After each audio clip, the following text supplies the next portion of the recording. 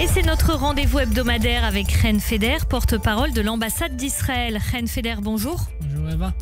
L'actualité diplomatique de la semaine, c'est la visite en France du ministre des Affaires étrangères, Gideon Sa'ar. Alors, tout d'abord, quel est le but de cette visite ? Cette visite était l'invitation du ministre Barrot, le ministre des Affaires étrangères françaises. Et c'est plutôt un rendez-vous clé demain matin entre les deux dirigeants.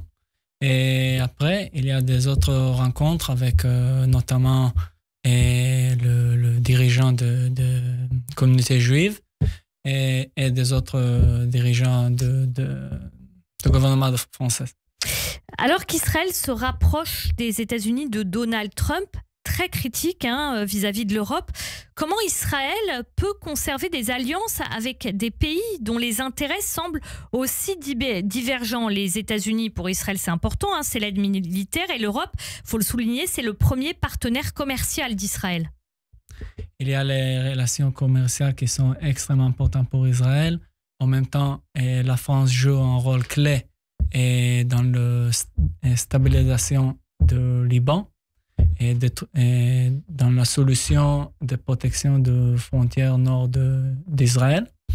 Et pour ça, j'imagine que les deux dirigeants vont discuter tous les sujets comme la situation au Liban, la Syrie, et Gaza, et la sécurité et même de l'Europe et d'Israël. Chen Feder, évidemment, en tant que porte-parole de l'ambassade d'Israël, ça ne vous a pas échappé. Plus la guerre d'Israël dure à Gaza, plus il y a des critiques sur les opérations militaires, il y a des critiques sur la politique de l'actuel gouvernement israélien. Et d'ailleurs, comme vient de nous le dire Pascal, il y en a d'ailleurs, y compris à l'intérieur d'Israël. Est-ce que les critiques de la politique militaire d'Israël à Gaza changent quelque chose au rapport entre la France et Israël ? Israël et la France sont des pays amis, des pays alliés. Et en même temps, il y a des différences entre Israël et la France dans plusieurs sujets, et Judée-Samarie et Gaza. Mais en même temps, on essaie toujours d'améliorer les relations et trouver de manières avec laquelle on peut collaborer dans le sujet dans lequel nous sommes d'accord. Chen Feder, le ministre des Affaires étrangères israélien Gideon Sa'ar est venu à l'invitation de son homologue français. On a vu aussi depuis le 7 octobre la France faire beaucoup de gestes, notamment vis-à-vis des familles d'otages avec cette cérémonie. Le temps a passé depuis, ça s'est peut-être un peu effacé, en tout cas dans l'esprit des gens.